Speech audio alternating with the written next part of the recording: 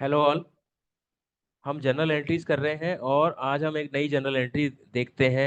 उसकी कैसे हम जनरल एंट्री बनाते हैं, एक नई ट्रांजैक्शन देखते हैं। और ये ट्रांजैक्शन है परचेज्ड गुड्स फॉर कैश ₹10,000। तो गुड्स को परचेज करते हो तो क्या ट्रांजैक्शन अब आपकी बनेगी। सपोज इसकी डेट है 2021 अप्रैल 5। तो ये इसकी डेट है और जर्नल का फॉर्मेट है। जर्नल का फॉर्मेट हम कैसे बनाते हैं, जर्नल ऑफ। तो जो मालिक है बिजनेस का, उसका नाम यहाँ पे आएगा। यहाँ पे नाम नहीं है तो इसको खाली छोड़ दोगे। फिर ये है डेट, पर्टिकुलर्स, फिर एल एफ। एल एफ का मतलब लेजर। जब बनाते हैं तो लेजर की बुक में कौन से पेज नंबर पे ये जो अकाउंट आएंगे इसके अंदर वो ट्रांसफर होंगे, उनका पेज नंबर यहाँ लिखते हैं। और प्रैक्टिकल लाइफ में ये सब होता है, लेकिन जब हम पढ़ाई करते हैं तो ये एल एफ का कॉलम खाली ही रहता है। तो ये डेबिट रुपीस हो गया और ये हो गया क्रेडिट का कॉलम, क्रेडिट रुपीस। अब देखो, हमने गुड्स खरीदे हैं। तो एक चीज ना, मैंने पिछली वीडियो में भी आपको बताया था कि या तो आप फिक्स्ड एसेट खरीदते हो या फिर आप स्टॉक खरीदते हो। क्योंकि स्टॉक हमको पता है, स्टॉक फिक्स्ड एसेट नहीं होता है। और स्टॉक क्या होता है, जिसको हम परचेज करते हैं सेल करने के लिए। इसको हम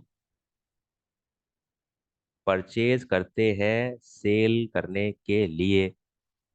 तो जब फिक्स एसेट हम खरीदते हैं, फिक्स एसेट मान लो आपकी हो गई मशीनरी,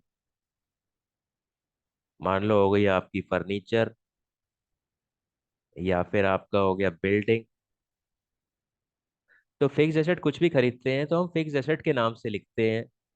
ठीक है, मशीन खरीदी तो मशीन को डेबिट करोगे, फर्नीचर खरीदोगे तो बिल्डिंग, फर्नीचर को डेबिट करोगे, बिल्डिंग खरीदोगे तो बिल्डिंग को डेबिट करोगे। लेकिन जब स्टॉक खरीदा जाता है तो अब स्टॉक को डेबिट नहीं करते, परचेज को डेबिट करते हैं। और जब स्टॉक बेचा जाता है तो सेल्स को क्रेडिट करते हैं, क्योंकि परचेज क्या है, एक एक्सपेंस है और वो डेबिट होता है। और सेल्स क्या है, आपका इनकम है, इनकम हमेशा क्रेडिट होती है। ऐसे ही स्टॉक से ही रिलेटेड जो वर्ड होते हैं, एक तो होता है परचेज रिटर्न और एक होता है सेल्स रिटर्न्स। तो जब सामान आपने बेचा तो सेल्स को क्रेडिट करोगे, सामान खरीदा तो परचेज को डेबिट करोगे, परचेज डेबिट होता है, सेल्स क्रेडिट होता है। अब जब परचेज डेबिट होता है तो परचेज रिटर्न उसका उल्टा हो गया, परचेज रिटर्न क्रेडिट हो जाएगा। ऐसे ही सेल्स क्रेडिट होता है तो सेल्स रिटर्न क्या हो गया, डेबिट हो गया। तो इस तरीके से हम एंट्री करते हैं। तो परचेज गुड्स फॉर कैश, इसमें अकाउंट्स कौन कौन से हैं, इसमें अकाउंट्स कौन कौन से हैं, एक तो परचेज अकाउंट है और एक अकाउंट है कैश। परचेज अकाउंट किस तरीके का अकाउंट है, टाइप क्या है इसका अकाउंट का, परचेज अकाउंट एक नॉमिनल अकाउंट है। और कैश अकाउंट क्या है, एक रियल अकाउंट है। अब नॉमिनल और रियल के रूल्स, रूल्स क्या है। नॉमिनल अकाउंट क्या कहता है, debit all expenses and losses, credit all profits and gains. Profits का मतलब इनकम। और रियल अकाउंट का रूल क्या कहता है, डेबिट व्हाट कम्स इन,